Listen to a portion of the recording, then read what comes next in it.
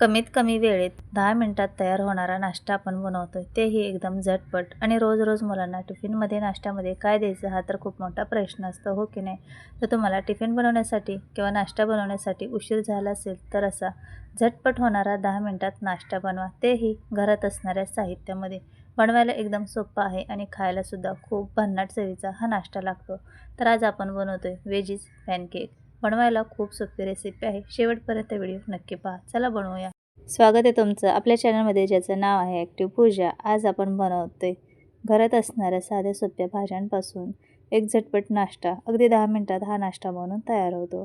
तर आपल्याला फक्त भाज्या कापायला 5 मिनिट आणि नाश्ता बनवायला 5 मिनिट, असा हा झटपट नाश्ता तयार होणार आहे. सॉससोबत किंवा कोणत्याही चटणीसोबत हा नाश्ता तुम्ही खाऊ शकता. तर चला आपण बनवूया वेजीज पॅनकेक. कसे बनवायचे ते पाहूया. रेसिपी शेवटपर्यंत नक्की पहा. आणि खूप मस्त हा नाश्ता खायला लागतो, कारण आपण याच्यामध्ये सर्व भाज्या वापरलेल्या आहेत. तर चला रेसिपी बनवायला सुरुवात करूया. आणि आपल्या घरामध्ये ज्या काही भाज्या अवेलेबल असतील त्याच आपण वापरून हा नाश्ता बनवणार आहोत. तर मी ते काय काय साहित्य घेतले ते पाहूया. सगळ्यात अगोदर आपल्याला कोबी लागणार आहे. तर मी ते थोडा कोबी बारीक चिरून घेतला आहे. एक मिडियम आकाराचा कांदा बारीक चिरून घेतला आहे. कोथिंबीर, अर्धा टमॅटो घेतला आहे, बिया काढून मग टमॅटो कट केले आणि 2 ते 3 हिरव्या मिरच्या बारीक कट करून घेतले. तुम्ही याच्यामध्ये तुमच्या आवडीच्या भाज्या टाकू शकतात, जसं की बीन्स, गाजर, बीट अशा भाज्या आणखीन याच्यामध्ये टाकू शकतात. बटाटा बारीक किसून स्वच्छ धुवून आपण जेव्हा बनवणार त्यावेळेस त्यामध्ये मिक्स करून बनवू शकतात. तशा तुम्ही तुमच्या आवडीच्या भाज्या वापरू शकतात. आता आपण हे सर्व साहित्य एका बाउलमध्ये काढून घेऊया. आणि भाज्या बारीक मी इथे चिरून घेतल्या, तुम्ही उभ्या पातळ बारीक चिरून घेतल्या तरी चालेल. आता आपण याच्यामध्ये बाकीचं साहित्य टाकून घेऊया. आता आपण बाकीचं साहित्य टाकून घेऊया. 3 चमचे बेसन पीठ टाकले, 2 चमचे बारीक रवा टाकून घ्यायचे. आता आपण याच्यामध्ये सुके मसाले टाकून घेऊया. तर थोडीशी हळद टाकून घ्यायची, थोडासा धना पावडर टाकून घेऊया, थोडी जिरा पावडर आणि अगदी थोडीशी काळी मिरी पावडर. तर तुमच्याकडे जे काही मसाले असतील ते इथे तुम्ही टाकू शकता. थोडे मी इथे लाल मिरची पावडर वापरली. चवीनुसार मीठ टाकून घ्यायचे. थोडेसे जिरेसुद्धा आपल्याला याच्यामध्ये टाकायचे, चव खूप छान लागते. किंवा तुम्हाला याच्यामध्ये टाकायचे नसेल तर तुम्ही जेव्हा हा नाश्ता बनवणार त्यावेळेस तुम्हाला पॅनमध्ये तेल टाकलं की त्यावेळेस जिरे किंवा मोहरीचा तडका दिला तसासुद्धा नाश्ता खूप छान होतो. तर मी पुढे सांगेनच केव्हा तुम्हाला मोहरी जिरे पॅनमध्ये टाकायचे ते. तर आता हे अगोदर पाणी न टाकता मिक्स करून घ्यायचे आणि नंतर आपल्याला याच्यामध्ये लागेल तसं पाणी टाकून घ्यायचे. तर थोडं थोडं करून पाणी आपण याच्यामध्ये टाकूया आणि हे सर्व मिक्स करून घेऊया. तर हे मिश्रण आपल्याला खूप पातळ करायचं नाही, अगदी थोडंसं ओलसर हवं आहे. तर याच्यामध्ये आपण रवा टाकलेला आहे, त्यामुळे आपल्याला अगदी 2 मिनिटासाठी हे मुरण्यासाठी ठेवून घ्यायचे, जेणेकरून रवा चांगला फुलला जाईल. तर जास्त वेळ ठेवण्याची गरज नाही. तर इथे 2 मिनिटानंतर आपण लगेचच हा नाश्ता बनवण्यासाठी घेणार आहोत. तर पाहू शकता थोड्या वेळाने याच्यामधलं पाणी थोडंसं कमी झालेलं आहे आणि झटपट असं हे सर्व चांगलं मुरलेलं आहे. तर अशा पद्धतीने हे मिश्रण आपलं तयार झालं आहे.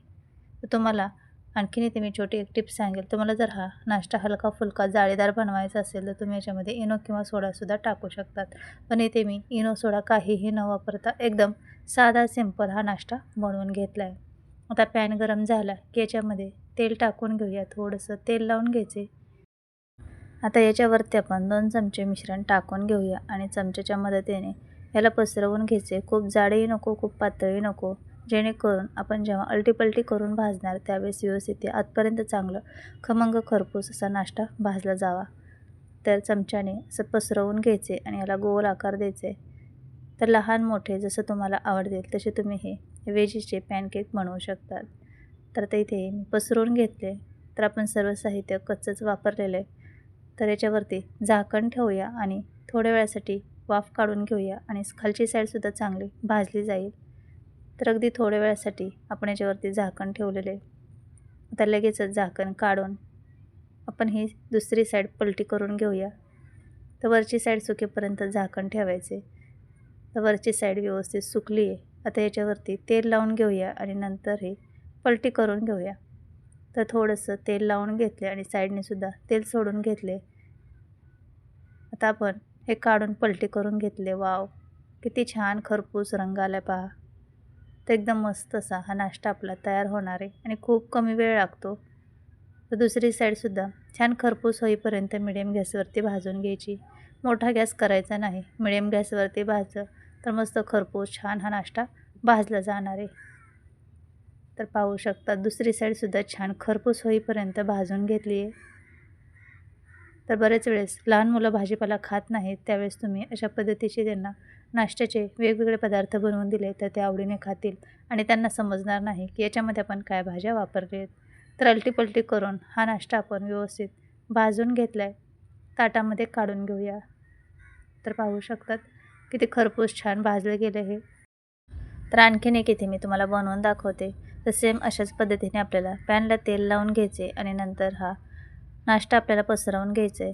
तर वेजीज पॅनकेक आपण पसरवून घेतला आहे. झाकण ठेवूया आणि अलटीपलटी करून दोन्ही साईडने खरपूस होईपर्यंत भाजून घ्यायचे. तर बाकीचे सुद्धा राहिलेले मी पॅनकेक असेच बनवून घेतलेत आणि एकदम मस्त खरपूस होईपर्यंत भाजलेत. तर झटपट आपला इथे नाश्ता बनवून तयार आहे.